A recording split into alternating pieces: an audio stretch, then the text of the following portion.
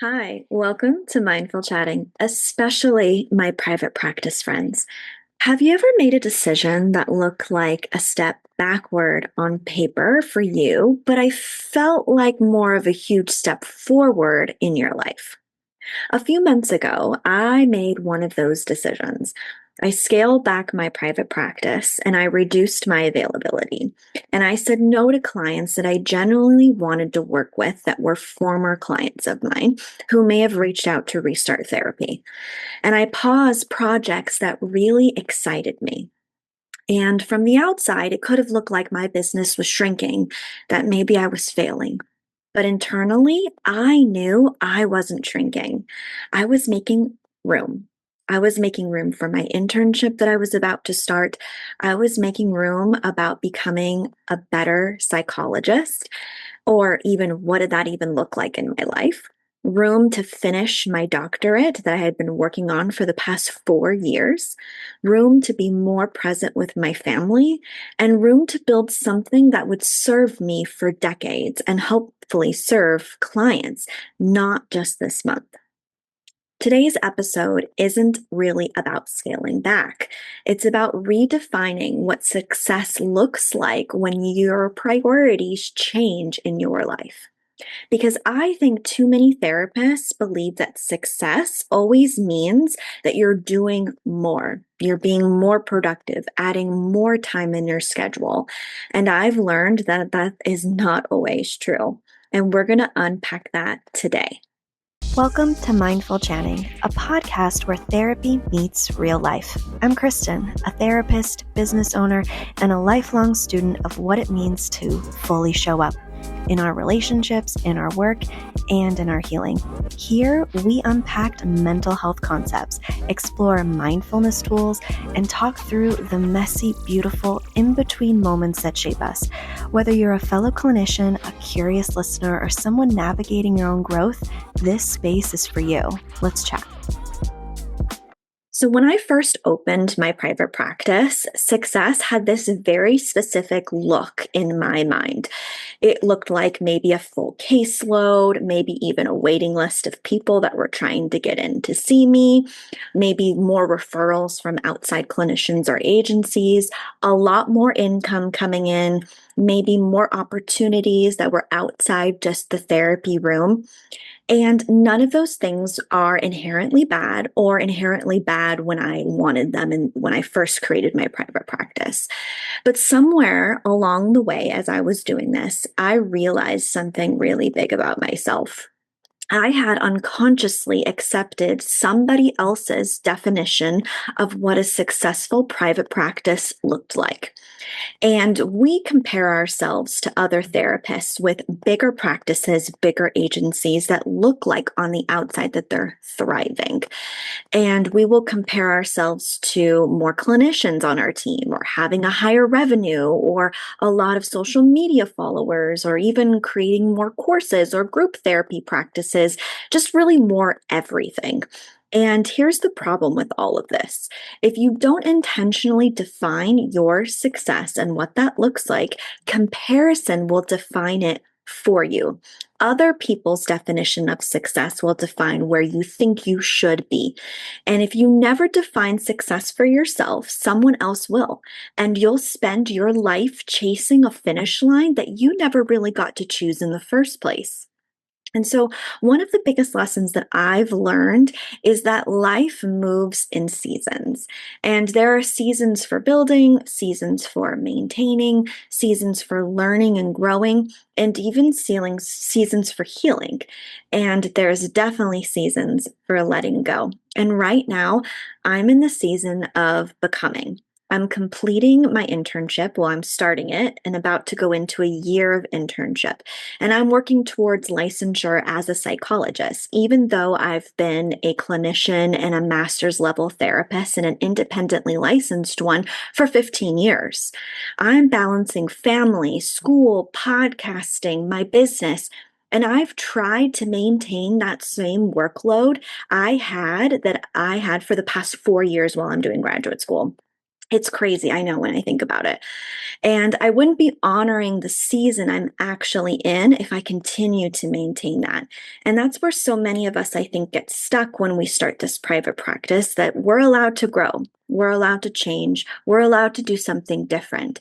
And we keep trying to live according to that last year or the first year when we started capacity, when maybe we're totally different than who we used to be. For any clinicians tuning in, if insurance billing is the part of your practice that drains your soul, Headway will be your best friend. They get you credentialed, send you referrals, manage your billing, submit your claims, all the stuff none of us went to grad school for. It's free to join, and honestly, it's been a huge support for therapists who want to take insurance without drowning in the administration part. My link is in the show notes if you want to check it out. So just recently, I reduced my availability from different seasons of my life. So when I very first started, I was working 4 days a week because I knew when I started my private practice that I did not want a normal schedule. I did not want to work 5 days a week, 8 to 5, or going into evenings. I actually wanted to work weekends. And this really worked because I was allowed to be there for my kids when they were first starting into elementary school and being there when we did homework and dinner. And at that season of my life, that really worked for my family. And so I worked the weekends. It allowed me to be more available actually to my clients. I had less cancellations, and it allowed my husband to step in during the weekends to be there for the kids. And so we kind of tag teamed for probably the first couple of years. And then I decided that I wanted to go back to school and I wanted to pursue my doctorate degree in clinical psychology. So I knew that my season of life had to change, but I didn't know how much this doctorate program was going to ask of me. So I reduced to still staying with 4 days a week, but I reduced my capacity. So maybe I only worked 4 hours one day, and then maybe Saturdays and Sundays I worked the full. And that worked for maybe the first 2 years. And to be honest, I got tired. And so I reduced it down to 3, and I did 2 full days on the weekend and then 1 half day. And that worked for the next 2 years. And so now I'm at my 4 year. I have one more year left of my doctorate degree. And I realized that my internship was going to take a lot physically and mentally and emotionally of me. And so I had to reduce my availability again. I had to stop taking on new clients.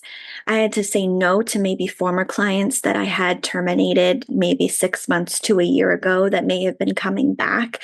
And I had to reduce my availability to 2 days a week. And that was really hard.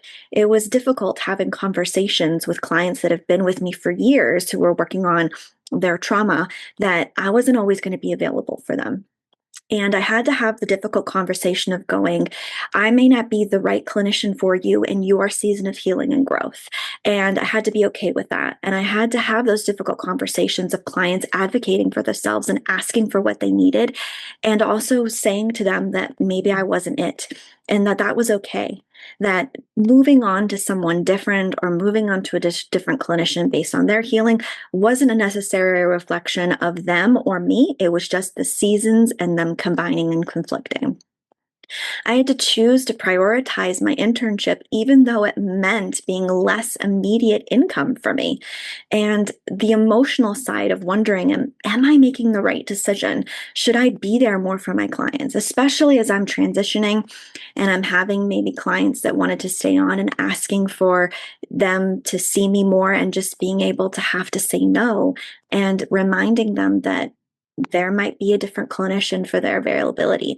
And that was hard. That was really hard. And it still is hard because I haven't fully completed the transition yet, because I'm starting my internship in a week.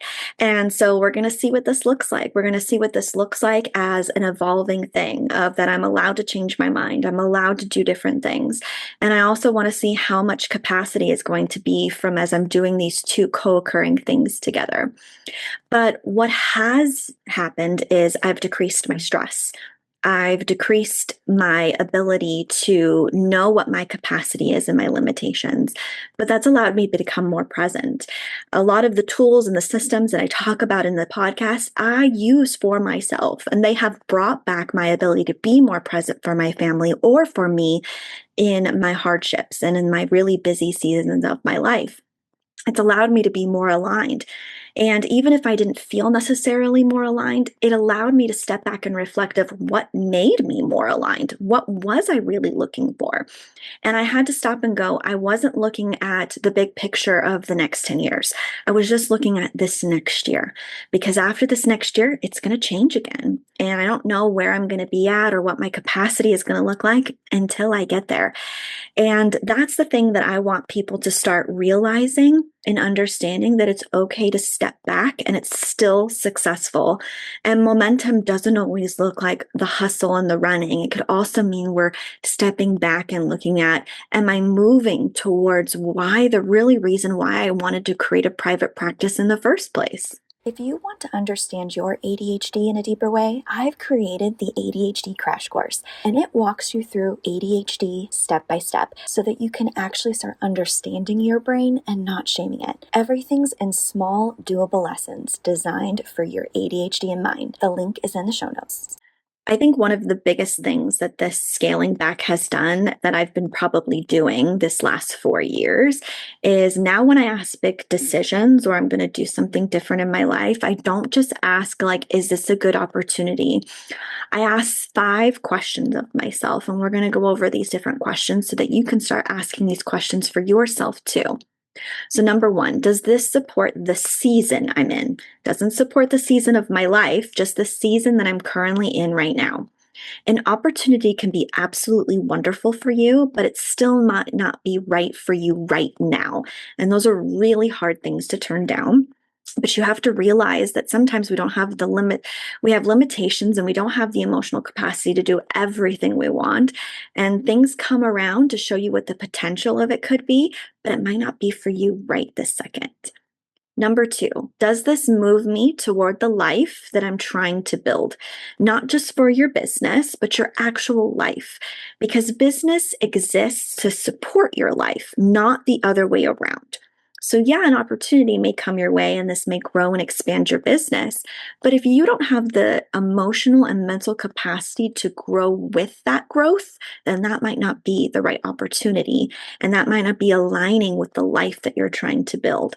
And that maybe slower growth is more of your speed at this season of your life. Number 3, what am I saying no to if I say yes? So every commitment has an opportunity cost. So the more clients might mean you might have less family time. It might have less me time. It might have more commute time. Another project might actually be less rest for you. And it might be you being less present for the people in your relationships in your life. Being intentional means acknowledging both sides of that equation for you to make a better decision instead of just saying yes to everything that comes your way. Number 4, am I choosing from intention or fear? And so, am I saying yes because it aligns with my goals, or because I'm afraid that this opportunity won't come back to me? And fear makes terrible CEOs, because we're not thinking about the season of our life, the alignment of where we're going, and do we have the capacity to be able to do it? The last question, will future me thank me for this decision? This is one of my favorite questions, because when I imagine myself a year from now, will I be grateful that I protected my energy, or will I wish I had set better boundaries for myself sooner? Here's a quick note for my clinicians listening. If you're looking for a charting and practice management system that doesn't make you want to scream, well, guess what? I use TherapyNotes. It's clean, reliable, HIPAA compliant, and honestly saves me hours every week. You can try it with my link in the show notes. One thing I didn't expect was how much my identity was wrapped around my ability of my productivity. And when I reduced my schedule, I had moments of where I questioned myself. And to be honest, I'm probably still doing those things. Was I doing enough? Am I falling behind? Would people think I wasn't less committed to their healing and their growth and their work? But then I realized something. My worth was never supposed to be measured by how full my calendar was. And honestly, that realization has been one of the biggest gifts of this internship and this experience and this season of my life, has shown me about me and my capacity and my limitations. And am I driving towards something that I really want? Success isn't static. It changes. And the version of success I needed 5 years ago isn't the version I need today. The 5 years from now, it will probably look totally different for me again. And that's not inconsistency, that's actually growth, that's healing, that's change. And the healthiest businesses are built by leaders who are willing to evolve and be flexible. So this week, I want you to take one opportunity that you're considering for yourself or your business, and I want you to run it through those 5 questions. And then afterwards, I want you to ask yourself, if no one else ever knew about this decision, would I still make the same choice? Because that's often where clarity arrives. We think that we're making this decision because we could be pleasing other people or trying to be something that we're not. So, if there's one thing that I hope you take away from today's episode, it's this: success isn't about collecting more. It's about creating a life that feels increasingly aligned with your values of who you are today, not 5 years ago. And sometimes success will look like expansion, and sometimes it'll look like protection, and sometimes it'll look like saying no. And sometimes success is having the courage to choose the season you're actually in instead of the one you think you should be living right now. I want to thank you for joining me. And as always, be gentle with your mind. One more thing before you go, and this helps me personally, staying present and grounded, which we all need, especially when your brain wants to spiral into disconnection. Me too. It's Brain FM. It's musically designed to help ADHD brains, well, really anyone's brain, focus, relax, or sleep, and I use it almost daily. If you want to try it, I've dropped my link in the show notes. And if you're looking for planning tools or ADHD-friendly resources, I'll keep a list of my favorite links in every episode.